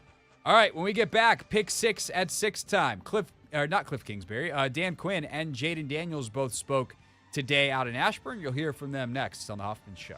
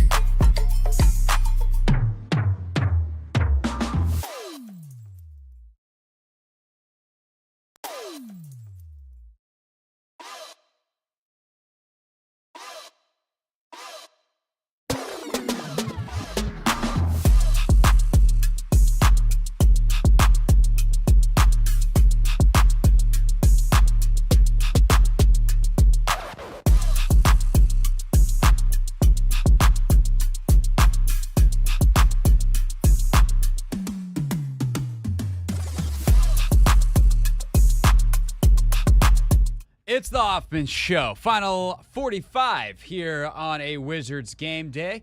Dave Johnson and company have you covered from Philadelphia coming up starting at 6:45 on the pregame. And we've got you covered right now. It's time for our Pick 6 at 6, a Wednesday tradition here where you get to hear from Dan Quinn and Jaden Daniels. Most important news of the day. Let's get after it, shall we? The 6 biggest Commander storylines. It is caught! Delivered at 6 o'clock sharp. It's the Pick 6 at 6. We set out to find a leader, someone who could take this franchise to the next level, and build an elite team that consistently competes for championships. All right, let's fire away, shall we, at the biggest storylines of the day. Number 1. And there is no bigger one than the injury statuses of all of the relevant players that you want to know about. Tyler Biadasz, Marshon Latimore, etc., on down the list. And Dan Quinn was able to deliver some very good news. Rest days, but after that, we have a couple guys that are on some vet rest days, but after that, everybody's involved to some level today, so that's a good thing, all hands on deck. So we had some vet rest days of Zach, Cleland, Dante, and Terry, the last name there, as in McLaurin, he is out resting both just the fact that he's a vet and he gets to do that, and he also has a bit of an ankle injury he's been battling the last couple weeks. But guys like Fowler, Ertz, they've been getting rest all season long, Cleveland Ferrell as well. So that means Marshon Latimore back on the practice field. That means Tyler Biadasz, Cornelius Lucas back on the practice field. Obviously, the one big one that is not going to be back at any point this season, and it's big in terms of special teams, is Tyler Owens, the undrafted free agent safety, who has been killing it on special teams all year. They placed him on IR to activate Austin Eckler last week. So outside of Owens, who's done and down for the year, everybody back today. That is very, very good news. It means that you have your options at right tackle. If Andrew Wiley's banged up or one of the guys goes down in the games, because Brandon Coleman, by the way, out there today, he was also banged up in the last game. Lucas is available. Fantastic. Biadasz, he's just flat out better than Michael Dieter, and everybody else plays better too when that dude is out there. So that's all the offensive pieces. And then what more do I have to say about Marshon Latimore? He's the best cover corner they have. He allows them to do a lot of other stuff. And there's a 50-50 chance that he'll fight Mike Evans, which brings us to Number 2. and the competitive relationship between Mike Evans and Marshon Latimore. First and foremost, do we even see Latimore on Sunday? Here was DQ on what he needs to see from Latimore in practice to get out there and make this matchup that we're all hyping up even happen in the first place. he's hitting all the markers in a good space, so we'll have a jog through practice today, and then we'll be full speed back at it tomorrow. So he's hit all the markers up to this point, and I anticipate that trending through the week. But tomorrow and Friday, specifically tomorrow, will be one that's more speed. And, of course, on the other side of that rivalry is not just a guy that Latimore is familiar with, but someone that Dan Quinn is very familiar with. As DQ faced him twice a year, did he, Mike Evans, when he was down in Atlanta as the head coach. And he's got a lot of respect for the future Hall of Famer down in Tampa. I think just a remarkable competitor. I think, if I'm not mistaken, when I even coached in college, my first game coaching at Florida might have been against him. And in the SEC, yes. And I've just followed his career. It's not just the length. There's lots of guys that are taller or longer, but it's the competitive will, the routes, the discipline, the competitiveness, all of those things. When you're looking at sustained success, you better have the whole thing, and he certainly does. Sure does, which is why he's got 1,000 yards in 11 straight seasons. And while Dan Quinn has a ton of respect for Mike Evans, TBD if Marshon Latimore does. Again, the long history there, played twice a year. Latimore's traditionally done a pretty good job, held Evans below his career averages, but they've also gotten fisticuffs a couple of times. Been some pretty significant fights on the field between those two, and could that actually, literally disrupt the game on Sunday? That was what Dan Quinn was asked today. I don't know if it can impact the flow of the game, but there's definitely matchups all over the field that make a difference in winning and losing. And these are two elite competitors, and it's honestly what makes like coaching so much fun, and those aren't the only two that are going to be absolutely battling for it. It may be the only ones that the networks may show, but let me tell you, there'll be a lot of guys that are really going to go for it. And that's what it does make that part fun. I tend to think if Sam Cosmi and Kalijah Cansey get into it, like there'll be NBC will show it. We'll have to text Tirico and make sure, but I'm pretty sure. But a pregame or a before the game, before the Bucs offense takes the field for the first series, potential report on it. Well, no, there's not footage of anyone else on these two teams fighting, as far as I know. There's plenty of Evans and Latimore. Number three, just, hey, it's playoff week. Last year, we weren't doing a pick six on Wild Card Weekend, getting you ready with Ron Rivera and Sam Howell sound bites, all due respect, for a playoff game. No, that's reserved for this year. DQ and Jaden getting ready to go. And how does the fact that this is a playoff week affect the preparation? No, in fact, just the opposite, Ben, to where I went into practice, into the first meeting Monday, saying exactly what you had. Let's change some things up. I thought we'd really, maybe we'll practice at night this week. And they just kind of looked at me, head tilted. I said, no, man, I'm just bullshit. We're going to do exactly what we do. I said, I've been saying this for 17 weeks. It's, a process of winning that you go through to get ourselves ready. And we have to work really hard to get ourselves ready. But the process of that, which I wanted them to feel, should feel exactly the same. I recognize, there's energy that goes with that. And that's a good thing, like coming back from a long flight and that on Monday, like there was energy in the workouts and stuff to go. And so use that, have it as a balance, but also knowing that it's there. And so it is a little bit of a turbo boost that you get this time of year, and you should use it to your advantage. I love that. It's kind of a, hey, are you guys paying attention from Dan Quinn? Considering that he has been so consistent in his messaging this year to walk in and be like, all right, guys, playoffs, we're going to practice at night. We're going to do this all differently. And the guys to be like, what? He's like, good. I'm glad you're paying attention. Of course we're not doing it differently. So really, Dan, you're trying to tell me nothing changes during the playoffs? Not a thing? The energy that goes into the week, you can feel it. It's palpable. And so I wanted to make sure for most of the guys, normalize that you should feel this. And if you don't, that's okay too. It's not like you're, don't have a pulse. But I didn't want any of that to manifest itself into doing anything that's too different. Use it for energy. Use it for the game plan. Use it for something specific that you want to improve on to go. And as it goes through the week, there's a heightened awareness that usually comes in. Let's go back through this again. And it mostly comes from the players, which is a good thing that the game plan right, get your bodies right so you can really perform at your best. And you want to do all the preparation you can, Chick. So when you do kick that thing off on Sunday night, man, I put the work in. I'm ready to go get down. Let's get down. That'll be on Sunday. Coming up next here on the Hoffman Show, the back half of our Pick Six, including some perspective from Dan Quinn, a guy who obviously has suffered immense playoff heartbreak. I think we all know what we're talking about there, but he's also experienced the ultimate joy. He's won Super Bowls as a coordinator in Seattle. So what's his perspective on what it's like to have another playoff opportunity, and specifically one in year one as a head coach the second time around? You'll hear more from DQ and some from Jaden Daniels next. It's the Hoffman Show on the Team 980 and always live as well on the free Odyssey app. But first, let's get an update on the latest in the world of women's sports presented by Wawa. Chicken how you want it at Wawa with customizable crispy or roasted chicken sandwiches.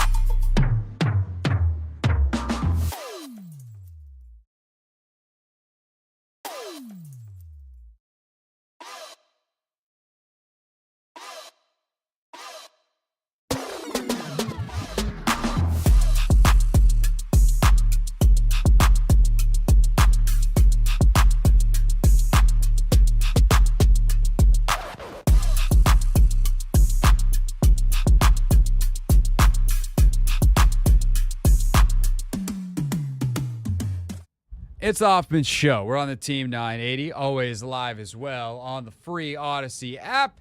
Streaming live on YouTube as well at the Team 980. We're in the middle of our Pick 6 at 6, where we give you some of the biggest headlines and storylines of the day out of Ashburn. And we pick up with number 4, hearing from Jaden Daniels and Dan Quinn. Number 3. That's not the right button. Number 4. All right, so Dan was asked about his perspective on playoff opportunities. And obviously, Dan has been in the playoffs quite a bit as a coach, both a head coach, and famously, there's one particular opportunity, that Super Bowl that he lost to New England, that was going great until it wasn't. He's also been on the right end of that with his experience in Seattle. But he also has seen go from that team that was in the Super Bowl to getting fired a couple years later. He understands how fleeting these opportunities are. And so the perspective was good to hear from DQ today. It is, and that's really the way that we look at it. And I can recognize that maybe externally there weren't expectations. That's understandable. I think when I got here, I never used the word rebuild. I thought there was a recalibration that would take place. But it is all hands on deck, when you get to these moments. And I wanted that moment to feel these guys have earned that right to go battle for it. And when you get into a tournament setting, you want to be really ready. So that's why I was pumped to have, the guys being able to, get into practice and get the work that we need today. But I haven't looked too far ahead or behind with the group, man, and just saying like, this is, our time to go play like we are capable of. And we're going to play well this weekend. And that's something we've been digging in to go for. And, the preparation, the mindset, like we're ready to go fight. And this is an excellent team that we're going against. I love that confidence from Dan Quinn. Not we're going to win. We're going to play well. Because that's all you can prepare to do. And if that's the message this week, I think this team can show up and play really well and just focus on doing that. Don't focus on the result. Focus on doing the right things from a process standpoint to get you there, and the result will ultimately come.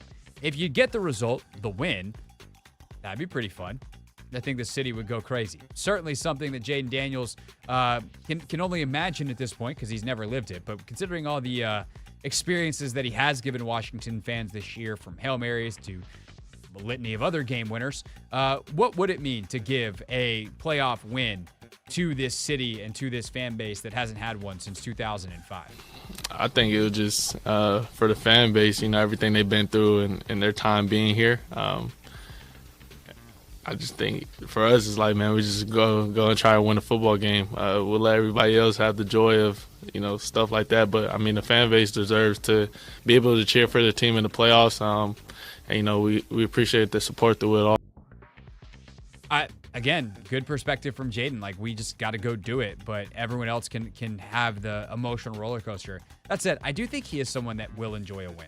Not like he's going to go out and go crazy or whatever, but like, clearly we've seen this guy after wins, like, enjoy it, be really happy, and not just get so bogged down in the process where it actually strips the whole point, which is to have fun, to enjoy it, to have that experience. But it's not something that he'll really, I think, focus on too much before the game. As for one other piece of perspective from Daniels, it's been a long season because all NFL seasons are. So what has he learned about himself as a player, as a person during this rookie campaign? I think just I always knew I had that, but just the drive and the hunger to get better each and every day, and really just learn different things and being a sponge. There's got people in the locker room that's been playing at a high level for years and years to come. I want to be one of those people in the future to continue to play at a high level, and it's kind of different things that you learn from different individuals in a different point in time in their careers. No matter if they had the success or they're in the league, they learn so much. So just being a sponge, I think that's probably the main thing I learned from myself this year. Jaden has grown a lot since I think back to talking to him on draft day and what a whirlwind that day was when I was back there in Detroit, and the conversation that we had then. I think about what he was like in training camp, where he had kind of been like, okay, I see how this goes, and had gone through the spring program. And I think about, after week one and the way he played in week one compared to where he is now. And it's a lot of learning, and you have to embrace that. And he certainly has, which makes looking back at week 1 kind of fun. Number 5. Let's look back at week 1, or at least let Dan Quinn and Jaden Daniels share their perspective looking back at that week 1 football game. And how much can you actually take from it? Is I think one of the big questions we're going to try to answer over the next couple of days here as we preview the actual matchup, because these two teams are so different in so many ways. But Dan Quinn, he's the head coach. It's 4 months to the day since you played him. How different is your team, and what can you even take from that week 1 matchup? Well, I think there's things you take. It's a full circle moment. You don't usually get to play somebody at the start of a season, the start of a second season. They absolutely got the best of us on that day. And so it's a good measuring stick to see, how much we've improved. And so they're an excellent team, and clearly on that day showed it. Sure did.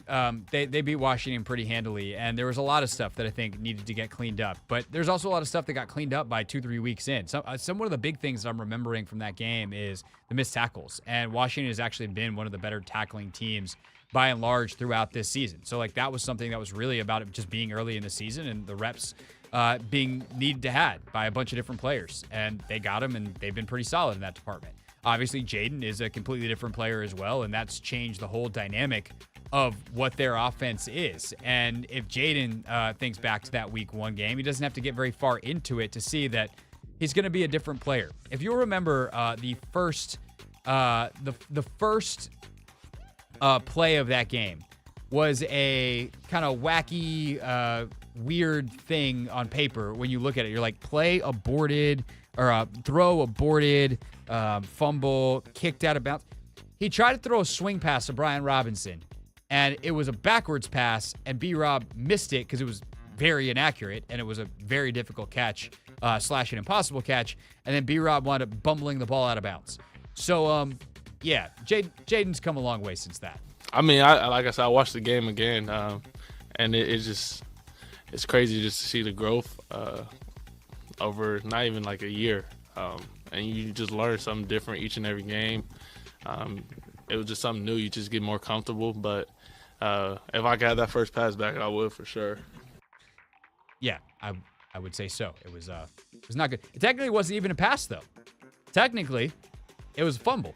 So one career play, one career fumble. Luckily, it's been a lot better on the record books since then. Number 6. Last but not least, overall, this could, hate to say it, but if Jaden, outside of locker cleanout day, this could be Jaden's last podium session of the season if things don't go the way they want on Saturday or on Sunday. Hopefully, he's got another one next Wednesday. We're doing this again. Very much rooting for that. But just in case, and because he's going to the playoffs, got asked to do a lot of reflecting today. And one of the things that he had mentioned in a previous answer was that this is just a cool place to work. And so someone followed up and was like, hey, when did you realize that this place that for so long had a reputation of being just the dregs of the NFL, that it actually pretty quickly had turned into a pretty cool place to go to work every day? I think I learned that pretty early throughout the draft process. I remember when I had interviews and meetings with them, we didn't really talk about football. We just talked about life, and they were just making sure I was all right because they know how stressful this time period could be. So they was really just checking on the person. So I knew if they called my name, I knew it would be a good spot for me to land. Sure was. And it makes me think back to one of the silliest conversation points of the draft process. And I hope that as we move forward, less and less media people talk about this place, talk about Washington, talk about the Commanders in a way that in any way suggests that they're the old team, right? That they were a bumbling bunch of buffoons who didn't know anything. That perhaps when they do something, one, it's probably going to be done well, and two, if it's something that maybe is a little outside the norm, they might actually know what they're doing, and they get the benefit of the doubt on that. And I think back to the Topgolf discourse. Yeah, remember that? What a throwback that is. Think about the Topgolf discourse during the draft process. And I can't believe they brought them all to Topgolf and the last day that they were allowed to do visits. And they just got a bunch of guys together and were like, hey, we're just going to go and let you guys relax. They had watched all the tape at that point. They had gotten those guys on the board. They had talked all the football. They knew who they were as players. They wanted to, from an evaluation standpoint, see how they interacted with each other, see what kind of competitors they were, see if they were, hey, are you willing to try? Or are you just want to sit back? And there's not necessarily even a correct answer. Some guys might be like, I don't want to get hurt swinging a golf club, so I'm gonna do this. Other guys are gonna be like, whatever, I don't go make a fool of myself. Everyone's personality is different, but they wanted to observe all of that, and they also just wanted to get a reputation with the players to be like, hey, this is a cool place to be. We care about you as people. We know you've been through a stressful thing, so like, hey, Top Golf on us. Go have a pretzel, swing a club if you want to, be amongst the fellas, have a good time. And they took a bunch of guys out there and did just that. And Jaden Daniels, after that, there was like this whole discourse of, was he upset with them because they had other quarterbacks there and all this stuff. And it turned out that was not the case. It was perhaps not explained well, but Jaden didn't have any hard feelings. And obviously things have been great in terms of the relationship. But people reacted like that was the craziest thing they'd ever heard. Like, oh, how are they going to do a whole entire draft evaluation on a Top Golf visit? It's like, they're not, you morons. But Jaden, think about that answer he just gave. He's like, I knew pretty early that as we talked and we had our discussions that this place was different. This place was different than the other discussions I was having, and this would be a great place to be. And you think of how they've maximized an under-talented roster, it's because they invest in them as people like that, and because they get to know them, they then can put them in the best positions to succeed, not just based off of watching tape, but of understanding what motivates them and getting that true best out of them on and off the field. So I thought that was pretty cool. And that's going to wrap up our Pick 6. So a cool way to wrap up the Pick 6. What more could you ask for? I know what more you could ask for. Real things real people said into real microphones. Some pretty good clips from around the internet today. We unload the clip, if you will, proverbially speaking, next on the Hoffman Show on the Team 980 and always live on the free Odyssey app.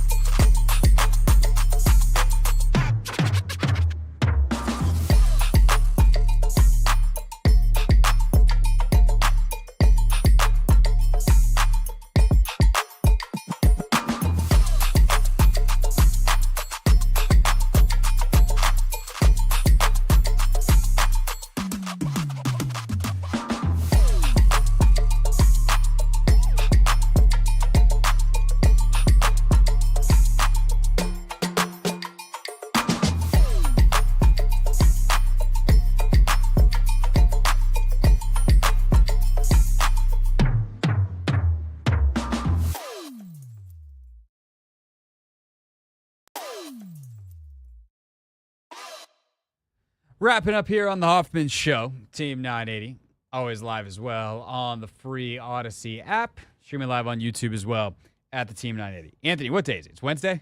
Yeah, because I got this stupid Feels wheel like next to me. Thursday. It does feel a little Thursday-y. So tomorrow, Pizzuta at 4:30. What else? Do we have 5 o'clock booked yet? I reached out. I have not received the response, so I'm patiently waiting. Okay, so we might have someone from Tampa.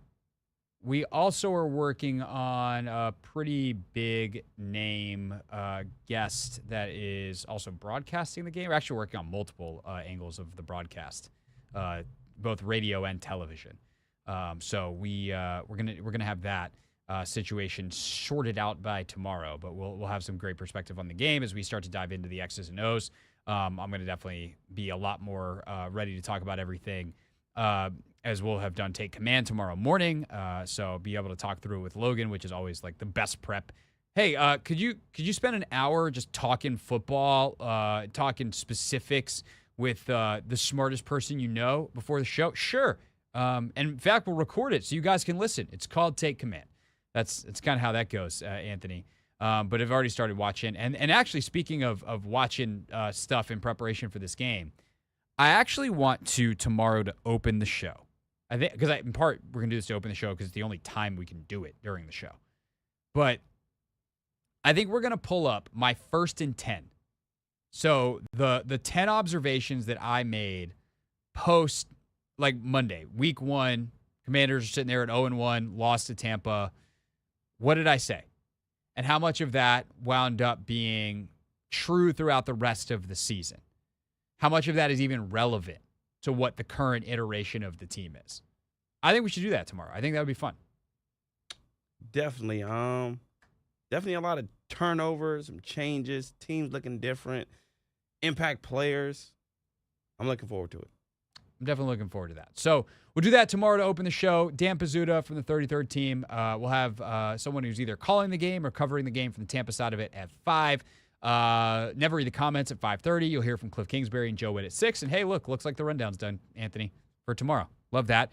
Friday, 4:30, also fantastic spot. Trevor Sikkema of Pro Football Focus is going to join us, so looking forward to that. We're just loading up as much as we can. We'll see what else or who else winds up on the guest list. As for right now, though, we wrap up the show ahead of Wizards and Sixers tonight with Real Things Real People Said into real microphones.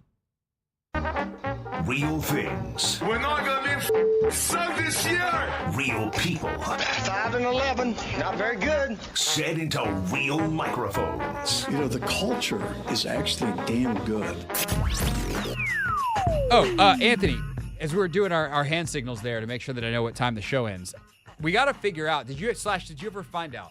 A lot of NFL players this weekend were doing a wacky first down thing. Yeah, they cover their mouth, and then they point first down and do like a floppy wrist. What's that? Do we ever find out what that's from? So I found out who started it, and it was Cam Ward at Miami. I still don't know what it is. Is he going snorkeling? Did I just sound like the oldest, whitest version of myself? Maybe. Yeah, but like, I still gotta figure it out. Maybe that will be my celebration for next week when I go to Flag Football Nationals. Maybe. I don't think you can do it unless you find out what the reasoning is, though. Dudes just copying each other with no other investigation? Uh-oh. Yes? You say uh-oh, are we about to get in trouble for doing it? I'm doing my Googles right now. Okay. And so the question has been asked. I'm just looking for the answer now. So hopefully by the end of the segment, I'll have the answer. Okay. In the meantime, let's get back to the task at hand. Real things, real people said, into real microphones. Josh Allen was asked today a question that Jaden Daniels was asked today. Jaden asked about Cliff. Josh asked about Joe Brady. Both OCs have been requested for head coaching interviews. So, hey, Josh Allen, your offensive coordinator important to you at all this season?